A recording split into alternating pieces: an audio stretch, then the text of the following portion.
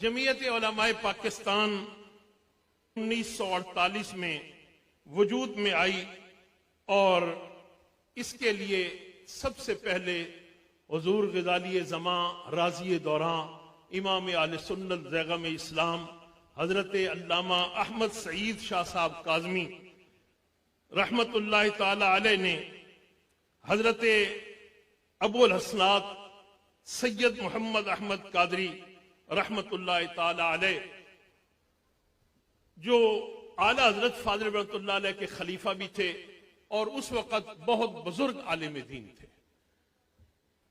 उनको खत लिखा। हालात वाक़यात उम्मत मुस्लिमा के लिए खतरनाक हैं और खतरनाक होते चले जा रहे हैं। ये हजरत ने आज से 74 बरस पहले जमीयत उलमाए पाकिस्तान की तश्कील देने के लिए जो खत लिखा हजरत अबुल बरकात कादरी रहमतुल्लाह अलैह को, ये उस खत का इब्तदाई अल्फाज है। आज हम अपने हालात पर गौर करें और हजरत के खत को पढ़ें, ऐसे लगता है जैसे आज हजरत ने अब के दौर के बारे में फरमाया। अंदाजा कीजिए कि आले सुन्नत 74 बरस पहले जो कुछ हमारे बुजुर्ग समझते थे कि किस हाल में हैं, आज उससे भी ज्यादा बुरे हालात से हम गुजर रहे हैं। हजरत ने क्यों जरूरत महसूस की?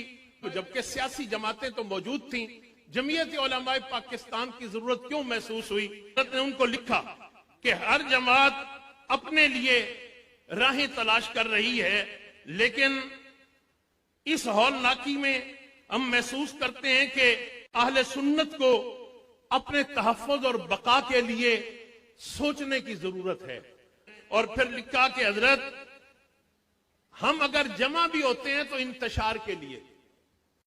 याद रखिए अहले सुन्नत के हालात वही हैं जो हजरत ने उस वक्त अबुल साहब को खत लिखते हुए अर्ज किए थे और कहा था कि हजरत हालत यह है कि हमने पाकिस्तान के लिए जद्दोजहद की, पाकिस्तान के लिए हमने बड़ा सफर तय किया, लेकिन वो जमातें जो नजरिया पाकिस्तान और इसके क़याम की शदीद तर मुखालिफ थी, आज क़याम पाकिस्तान के बाद वो पाकिस्तान पर गलबा पा रही है।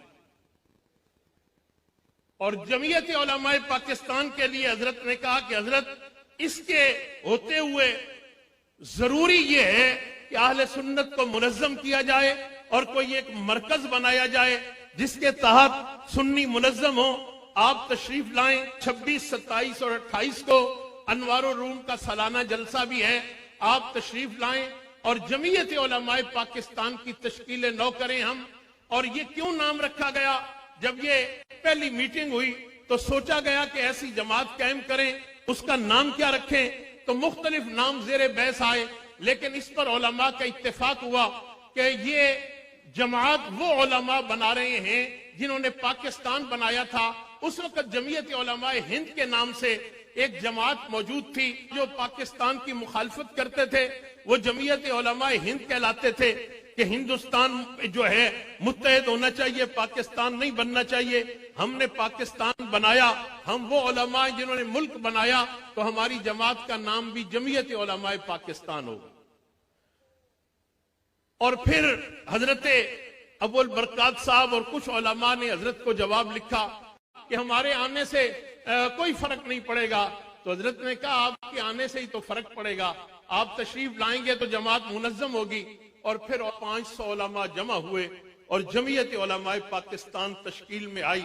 और इस जमीयत उलमाए पाकिस्तान ने ये फैसला किया कि हम इस मुल्क को हनफी स्टेट बनाएंगे, हम इस मुल्क को इस्लाम का दस्तूर देंगे। और फिर इस पर काम शुरू हुआ। उस वक्त हम पाकिस्तान मुस्लिम लीग के साथ थे और हमारे यानी अकाबिर उलमा ने जमीयत उलमाए पाकिस्तान ने उनको कन्वेंस करना शुरू किया, हत्ता कि 1955 आ गया, 56 का दस्तूर बनने लगा। फिर हुजूर ग़ज़ाली ज़मां राज़ी दौरान रहमतुल्लाह अलैह ने एक और खत लिखा। हजरत ने कहा कि सूरत हाल ये है कि इस वक्त जो है दस्तूर बन रहा है और दस्तूर के लिए इस्लामी दफआत का जो हमने दबाव डालना है, अब दो सूरतें हैं। और ये मकाले मौदूदी में भी हजरत ने लिखा, एक तो ये तरीका है कि हम लान तान करें, दूसरी सूरत यह है कि हम अपना इख्तलाफ उन्हें बताएं, उनका इख्तलाफ सुने और उन पे को फिर कायल करें, उनकी इस मुल्क के अक्सरियत का ला है, इसको नाफिज होना चाहिए। तो उस पर उलमाए देवबंद से भी राब्ता हुआ, वो जमीयत उलमा हिंद का नाम और जमीयत उलमा इस्लाम बन चुका था, उनसे मुलाकातें हुई। फिर मौलाना मौदूदी साहब जमात इस्लामी जो है वो भी क़याम पज़ीर हो चुकी थी, तो जमात इस्लामी फिक़ह हनफी की मुखालफत कर रही थी। तो हजरत ने कहा दूसरी सूरत यह है और हम इस सूरत को आजमाएंगे कि उनसे मुलाकात करेंगे। फुलट मस्जिद मुल्तान में फिर अंधी खोई मुल्तान में मुज़ाकरा होता रहा, रोज मौदूदी साहब भी आते, हजरत गजाली जमा भी होते, और आखिरकार उनको ये मनवा लिया गया कि इस मुल्क का अमूमी दस्तूर जो मुसलमानों के लिए होगा वो ला फिक़ह हनफी होगा, और फिर इसको उस दस्तूर का हिस्सा बनाया गया। फिर वो दस्तूर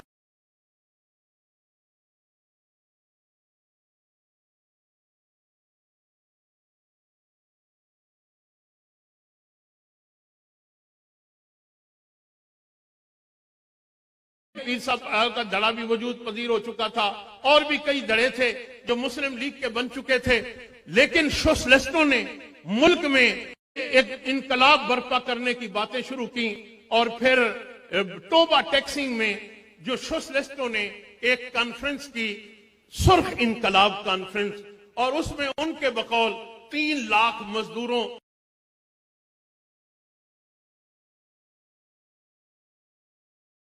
ना कोई खुदा है ना कोई रसूलुल्लाह सल्लल्लाहु अलैहि वसल्लम, तो वो किसी दीन को नहीं मानते थे। उनके निजाम को ये मुसलमान कहलाने वाले, इन्होंने कहा हम सुर्ख इनकलाब लाएंगे और फिर सब कुछ हम हथियाएंगे और सब कुछ जो है वो मजदूरों का होगा। और टोबा टैक्सिंग में बहुत बड़ी कॉन्फ्रेंस की, सारी जमातों को साम सूख गया था। तो जमीयत उलमाए पाकिस्तान के अकाबिर उलमा ने उस वक्त फिर एक इजलास तलब किया। हजरत ख्वाजा कमरुद्दीन सियालवी रहमतुल्लाह अलैह सदर जमीयत उलमाए पाकिस्तान मुंतखब हो चुके थे। वहीं एक इजलास हुआ और उस इजलास में फिर यह फैसला हुआ कि मुस्लिम लीग का हम साथ देते रहे, कई हिस्सों में बट गई, लेकिन दीन का कोई काम नहीं हुआ।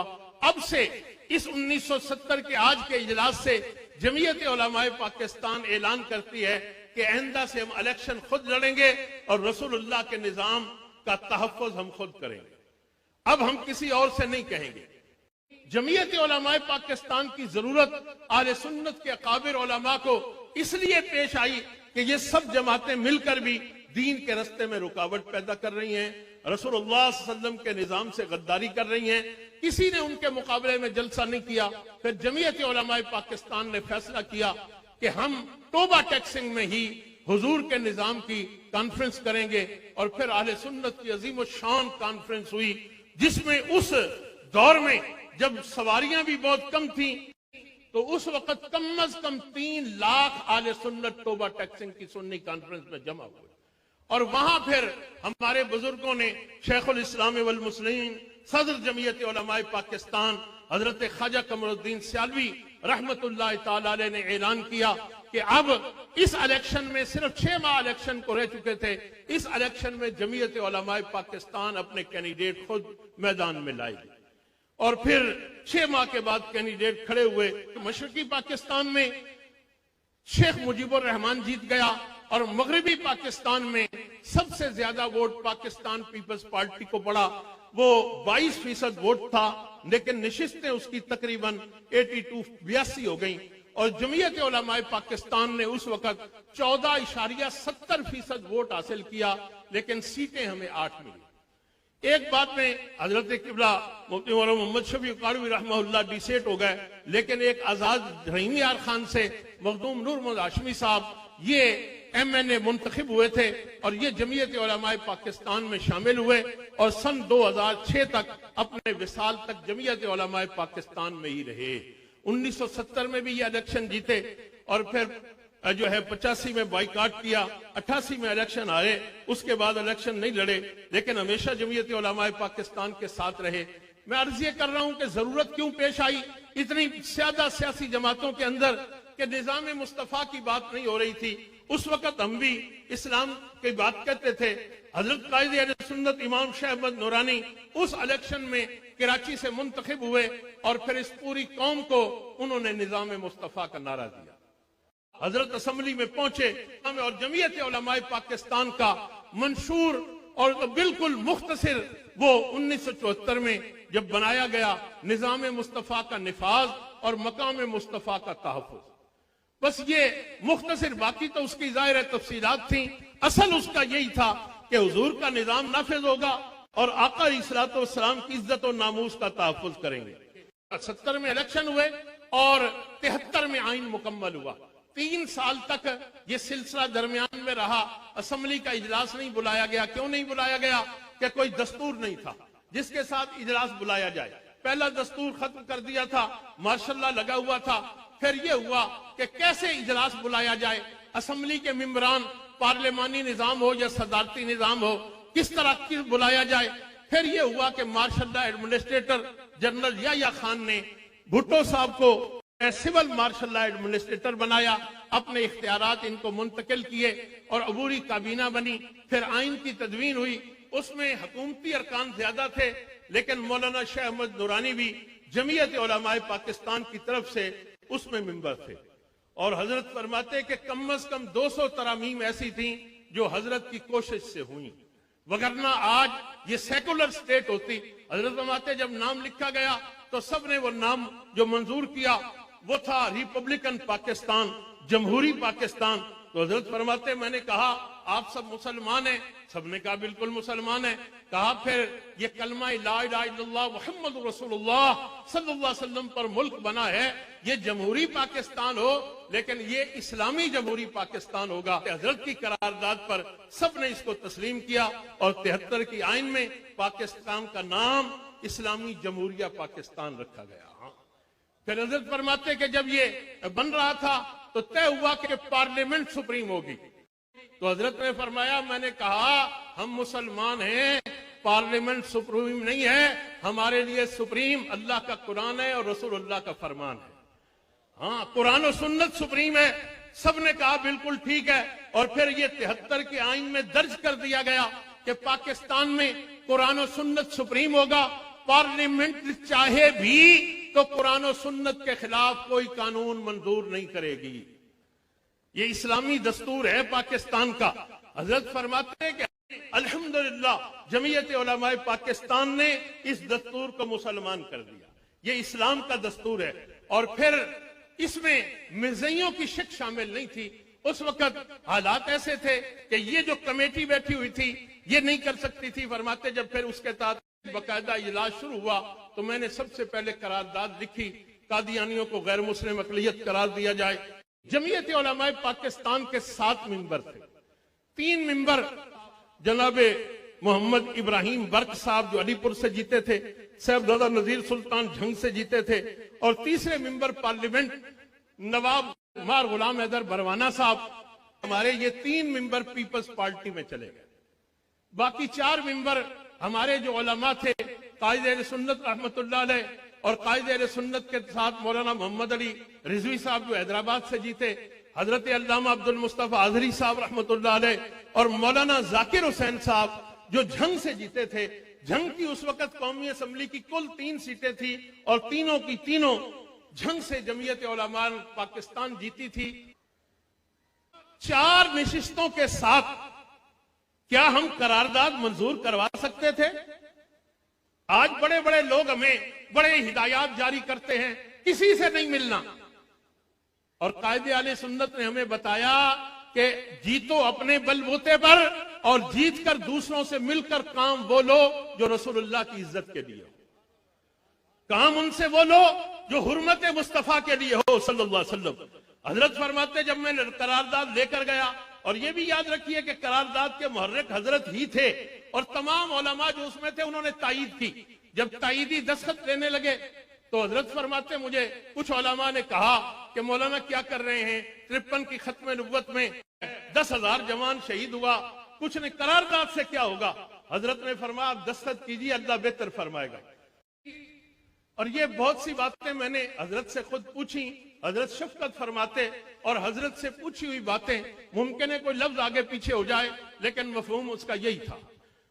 तो हजरत फरमाते कि जब ये करारदाद मैंने पेश कर दी तो कौसर न्याजी जो उस वक्त वजीर मजहबी उमूर बने थे, ताजे ताजे जमात इस्लामी छोड़कर पीपल्स पार्टी में गए थे, तो वो खड़े हो गए। उन्होंने कहा मौलाना ये असेंबली हाल है, ये कोई खाड़ा नहीं है, ये कोई फतवों की जगह नहीं है, फतवे आप अपने मदरसों में जाकर दें, यहां आप कमाल कर रहे हैं। आप जो है देवबंदियों को काफिर कहते हैं, देवबंदी आपको काफिर कहता है, आप शियों को कहते हैं, शिया आपको कहते हैं, यहां कौन साबित करेगा मुसलमान कौन है? हजरत खड़े हुए, हजरत ने फरमाया मोहतरम वजीर मजहबी उमूर साहब, हम वो लिख कर लाएंगे तारीफ मुसलमान की जिसको सारे मकतबा फिक्र मानेंगे, और ये जो कादियानी है ये इस्लाम के पूरे मकातब फिक्र में कहीं भी फिट नहीं है, ये काफिर है, इसलिए हम आपको वो तारीफ ला कर देंगे जो मुसलमान की तारीफ है। और वो तारीफ फिर किसने लिखी? वो तारीफ हजरत अब्दुल मुस्तफा अजहरी रहमतुल्लाह अलैह ने लिखी, और उसका अंग्रेजी तर्जमा जो उस वक्त हमारे सिंध असेंबली में कायदे हिज़्ब इख्तिलाफ थे, आपका ये सिंध और शहर कराची और हैदराबाद उस वक्त गालिबन कुल 62 नशिस्तें थी सिंध की, जिनमें से 52 तो पीपल्स पार्टी जीत गई थी और 2 पीर साहब पगाड़ों की मुस्लिम लीग ने जीती। 1 सीट नवाब यामीन साहब जो अपनी एक मुहाजिर तहरीक चलाते थे हैदराबाद से, वो जीते, और 7 सीटें जमीयत उलमाए पाकिस्तान ने हासिल की। और जमीयत उलमाए पाकिस्तान अपोजिशन की सबसे बड़ी पार्टी थी, बाकी इसके निस्फ में भी नहीं थे, लिहाजा opposition leader professor Shah Faridul हक बने, और शाह फरीदुल हक वो थे, मैंने खुद अपने कानों से हुजूर गजाली जमा राजी दौरान हजरत अल्लामा अहमद सईद शाह साहब काज़मी रहमतुल्लाह अलैह से सुना। हजरत बैठे हुए थे और हजरत फरमा रहे थे, लोगों ये जो शाह फरीदुल हक हैं ये तो मजमुल बहरैन है, ये तो दुनिया के भी आलिम है, ये दीन के भी आलिम है, ये मुफस्सिर कुरान भी हैं, और ये सियासत को भी खूब समझते हैं। इन्होंने उस करारदाद का अंग्रेजी तर्जमा किया, और फिर जब वो सेशन शुरू हुआ तो हजरत फरमाते हमने वो तारीफ पेश कर दी। जब वो तारीफ पेश हुई तो उस पर सबने कहा बिल्कुल आमीन। एक मकतबा फिक्र कहता है कि एक बात ऐसी थी, किसी से जवाब नहीं बना, फिर कोई कहता जी हमारे आदी साहब गए, कोई कहता फलां गया। अच्छा, मैंने एक दिन हजरत से खुद पूछा कि हजरत क्या ऐसी कोई बात हुई? हजरत ने उस मकतबा फिक्र ने बाहर साथ दिया, यकीनन साथ थे तहरीके खत्म नबुव्वत में, लेकिन असेंबली के अंदर उस मकतबा फिक्र का कोई मिंबर आलिम नहीं था, न किसी को बुलाया गया। ये इन कैमरा सेशन था, और इस सेशन में सिर्फ वो बैठ सकता था जो मिंबर कौमी असेंबली हो। हाँ, एक सवाल हुआ वो एक मकतबा फिक्र के बारे में कि उन्होंने भी लिखा है बिलफर्ज महल बाद जमाना इन कोई और पैदा हो जाए। हजरत ने फरमाया कि मैंने एक आलिम का कहा कि ये जवाब देंगे, लेकिन वो खामोश रहे, और मैं फिर खड़ा हुआ, मैंने कहा ये जिसका भी अकीदा है हमारे नजदीक वज़ार ईमान से खारिज, और इस पर तमाम मुत्तफिक हुए, और फिर वो मलून वहां से दफा हो गया, और जिल्लत हुई, शिकस्त हुई। जो सवालों जवाब करना चाहता था मलून गुलाम कादियानी का पोता। और फिर हजरत फरमाते हैं कि इस दौरान भुट्टो साहब ने भी हमसे बहुत सारी बातें कही, वो भी मुझे चैम्बर में बुलाकर कहा मौलाना क्या कर रहे हैं? हजरत फरमाते मैंने बहुत सी उससे बातें कही हजरत, लेकिन सादा बात जो हजरत फरमाते अवाम के लिए, हजरत फरमाते कि मैंने उससे कहा कि भुट्टो साहब आप वजीर आजम हैं, आप बताइए अगर इस वक्त कोई और आकर कहे मैं वजीर आजम हूं तो क्या सूरत होगी? 2 ही सूरतें, या तो वो कोई पागल है जैसे सड़कों पर पदरम सुल्तान बूद नंगे फिर रहे होते हैं, मैं बादशाह, मैं सदर, मैं वजीर आजम, या फिर वो आइन का गद्दार है। उस वक्त आइन बन चुका था, आर्टिकल 106 जो मुशर्रफ पर लागू किया गया, वो लिखा जा चुका था कि जो भी मुंतखब हुकूमत का तख्ता उल्टेगा वो गद्दार होगा और उसकी सजा मौत होगी।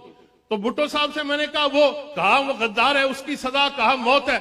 मैंने कहा भुट्टो साहब क्या आप नहीं जानते रसूलुल्लाह खातमुन नबीयीन है? उसने कहा मौलाना बिल्कुल हमारा ईमान है। तो मैंने कहा कि फिर जो कहे मैं नबी हूं या तो वो पागल है, तो उसको पागल खाने में भेजा जाए, या आईने मुस्तफा का गद्दार है तो आईने मुस्तफा के मुताबिक फैसला किया जाए। भुट्टो साहब ने जब समझ लिया, फिर एक इजलास हुआ, उस इजलास का भी मखदूम हाशमी साहब भी बयान किया करते कि वहां उस वक्त बड़े कामरेड जो थे, एक ये रहीम साहब थे, एक शेख अब्दुल रशीद साहब थे, क्या बड़ा कामरेड सोशलिस्ट था। इजलास में जब भुट्टो साहब ने बताया पीपल्स पार्टी की मीटिंग में कि हमने फैसला कर लिया कि हुजूर की खत्म नबुव्वत में मौलाना नूरानी की करारदाद का साथ देंगे, वो खड़ा हो गया। उसने कहा भुट्टो साहब क्या करते हैं? हम सोशलिज्म के नारे पर आए हैं, ये आप मौलवियों के पीछे लग गए। तो उसने कहा शेख साहब बैठ जाइए, रसूलुल्लाह की अजमत को मैं समझ चुका हूं। और हजरत फरमाया करते कि ये ऐसी करारदाद थी और भुट्टो का साथ था। हजरत से मैंने खुद भी सुना, हजरत फरमाते कि मुझे अल्लाह की रहमत से उम्मीद है कि भुट्टो साहब अपनी इस करारदाद की हिमायत की वजह से अल्लाह उनकी बख्शिश फरमाएगा। और आप खुद अब अंदाजा कीजिए, आज हम कहते हैं इससे ना मिलो, उससे ना मिलो। अल्लाह के बंदो, अपनी जमात का काम करो, अपनी जमात को मुनज़्ज़म करो। अगर हजरत भुट्टो से न मिलते तो रसूलुल्लाह की खत्म नबुव्वत का तहफ़्फ़ुज़ होता। आप ये नहीं समझते कि क़यादत का कितना बड़ा कमाल है। आज हम 4 उलमा बैठ जाएं तो एक दूसरे को कायल नहीं कर सकते, झगड़ा हो जाता है। अब आप देखिए अजमत आले बैत पर और अजमत सहाबा पर क्या आले सुन्नत के उलमा में असर हुआ, फिर कोई कायल हो सका? मौलाना नूरानी का कितना बड़ा काम है, हजरत की कितनी बड़ी दानाई है कि हजरत ने उन लोगों को हुजूर की खत्म नबुव्वत पर कायल किया जो कहते थे सोशलिज्म हमारी माशियत है। ये किसी को कायल करना आपके नजदीक ये कोई बात नहीं है। फिर हजरत फरमाते कि मैंने एक सवाल पेश किया, जमीयत उलमाए पाकिस्तान की उनमें क्यों जरूरत पेश आई? आप अंदाजा कीजिए, अगर जमीयत उलमाए पाकिस्तान ने इलेक्शन न लड़ा होता तो मिर्ज़ई गैर मुस्लिम अक़लियत करार होते। एक आम अंदाजा है, कम अज कम 400 मसाजिद थी जिन पर मीनार बने हुए थे, जहां तरावी होती थी, जुम्मतुल मुबारक होता था, जहां तकरीरें होती थी और नमाजें होती थी। 400 मस्जिदों का खतीब और इमाम मिर्ज़ई था। अगर हजरत ने यह न काम किया होता तो किस किस को हम बचाते? हमारे कहने से कोई बचा है? हम कहते हैं यहां नमाज ना पढ़ो, वहां ना पढ़ो, किसी ने सुनी हमारी बात? किस किस को रोकते? मिर्ज़इयत का फितना हमारे घरों तक पहुंच चुका होता। ये मौलाना नूरानी का इतना बड़ा एहसान है, ये जमीयत उलमाए पाकिस्तान का फैज है कि हजरत ने करारदाद सिर्फ पेश नहीं की, हजरत की बसीरत देखें, हजरत ने उसकी छोटी छोटी जज़ियात पर गौर किया और उस करारदाद का हिस्सा बनाया कि मिर्ज़ई आइंदा के लिए कलमा तैयबा अपनी दुकान पर नहीं लिखेगा, अपनी इमारत पर नहीं लिखेगा, अपने सीने पर कलमा का स्टिकर नहीं लगाएगा, और मिर्ज़ई जो है अपनी इबादतगाह को जो मर्जी कहता रहे, मस्जिद नहीं लिखेगा, मीनार नहीं बनाएगा, उसका मेहराब नहीं होगा जैसे मुसलमानों की मस्जिद। आपको पता कि इस्लाम में एक मस्जिद का मसला हुआ, बड़ा शोरा पकड़ा, और मैंने फिर एक हजरत से पूछा कि हजरत क्या हुआ? हजरत ने फरमाया हमारे हक में फैसला हो गया। वहां दो मिर्ज़ई जो हैं खामोशी से मस्जिद कमेटी के मेंबर बन गए, पता चलने पर निकाल दिए गए। तो उन्होंने कहा कि वर्ल्ड इस्लामिक मिशन की ये मस्जिद है, मौलाना नूरानी के सरपरस्ती में चलती है, यहां हमसे इम्तियाजी सलूक होता है, लिहाजा इसका फैसला किया जाए। तो कोर्ट एमएसएम जो है उस कोर्ट ने क्या फैसला किया? हालैंड की कोर्ट ने फैसला किया कि पाकिस्तान की पार्लियामेंट चूंकि मिर्ज़इयों को गैर मुस्लिम कह चुकी है, लिहाजा कोई मिर्ज़ई मुसलमानों की मस्जिद का मेंबर नहीं हो सकता। मौलाना नूरानी जो फैसला किया है बिल्कुल दुरुस्त किया। फिर हजरत फरमाते एक दिन मैंने ज़िमनी सवाल पेश किया कि किन किन मदरसों की असनाद मंजूर हैं और किन महकमों में सरकारी में मुलाजमत मिलती है। 5 मदरसे आ गए। तो मैंने कहा अजीब बात है, आले सुन्नत जिन्होंने मुल्क बनाया उनका कोई मदरसा नहीं है। उन्होंने कहा आपका कोई विफाक नहीं है, ये विफाक के मदारिस हैं, ये मंजूर किए गए। हजरत ने फरमाया कि मैंने फिर हुजूर ग़ज़ाली यासर रहमतुल्लाह अलैह को दावत दी और हजरत मुफ्ती अब्दुल क़य्यूम हज़ारवी मुफ्ती आज़म पाकिस्तान रहमहुल्लाह उनको दावत दी। दोनों शख्सियात तशरीफ लाई इस्लामाबाद, और फिर मैं लेकर अब्दुल हफीज पीरज़ादा जनाब वजीर कानून के चैम्बर में गया और मैंने कहा कि वजीर कानून साहब ये हमारा विफाक है, तंजीमुल मदारिस आले सुन्नत है, ये उसके सरबरा हजरत काज़मी है, ये जनाजे में आला जनाब मुफ्ती अब्दुल क़य्यूम है, तंजीम मुनज़्ज़म बाद में हुई, हजरत ने हुकूमत से उसको पहले रजिस्टर्ड करवाया। आज हजारों उलमा वो उसकी सनद पर मुलाजमत कर रहे हैं और फिर पूछते हैं जमीयत उलमाए पाकिस्तान ने क्या किया। याद रखिए, अगर जमीयत उलमाए पाकिस्तान की जद्दोजहद को पाकिस्तान और अहले सुन्नत की तारीख से निकाल दिया जाए तो लोगों ने मरवाने के अलावा कुछ भी नहीं किया। आप बताइए, इतने बड़े बड़े काम हुए, ये तंजीमुल मदारिस मंजूर हुई, कितने लोग मरे? अहले सुन्नत को मनाने के तमगे लेने वालों बताओ, सुन्नियों का खून इतना अर्जा हो गया?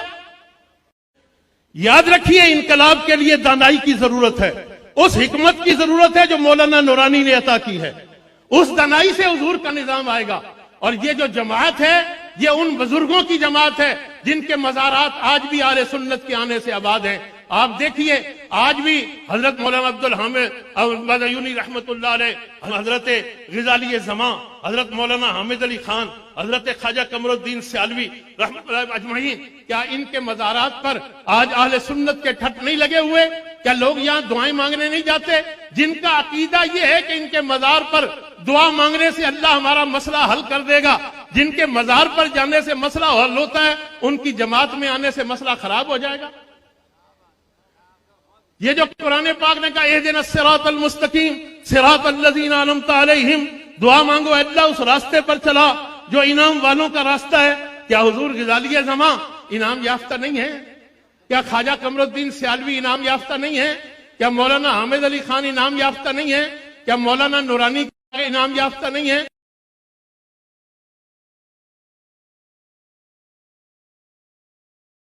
हुजूर ग़ज़ाली ज़मा ने भी लिखा था, जब जमीयत उलमाए पाकिस्तान बनाई, फरमाया हम किसी सियासी मजहबी जमात से न मुकाबला चाहते हैं, न उनसे कोई फितना अंगेजी चाहते हैं, न हम फिरका परस्ती चाहते हैं। हम ये चाहते हैं कि आले सुन्नत का हुकूक का तहफ़्फ़ुज़ हो और रसूलुल्लाह की इज्जत और नामूस का तहफ़्फ़ुज़ हो। यही जमीयत उलमाए पाकिस्तान का पैगाम है। और आज किस बात से लोग परेशान है? क्या और कोई जमात है जिसकी तारीख इतनी ताबनाक हो? क्या कोई कह सकता है कि हमारी जमात औलियाए कामिलीन की जमात है? आखिर में सिर्फ इतनी बात कहूंगा, ये 74 बरस पहले जमात बुजुर्गों ने बनाई और फुक़हा उलमा हज़रत मुसअब के और उलमा तशरीफ फरमाए हैं। वो तो फरमाते हैं कि हुजूर के जमाना से कुर्ब में एक रात की जो रोटी रखी हुई है, वो भी सुबह की ताजी रोटी पर फजीलत रखती है कि 24 घंटे तो अल्लाह के महबूब के वक्त से करीब है। तो जो 74 साल हुजूर के जमाना से करीब में जमात बनी थी, वो जमात गलत है। याद रखिए, ये पाकिस्तान बनाने वाले उलमा की जमात है। अल्लाह इस मुल्क को भी बाकी रखेगा और इस जमात को भी बाकी रखेगा। और इंशाअल्लाह जब भी रसूलुल्लाह का निजाम आएगा, इसी जमात के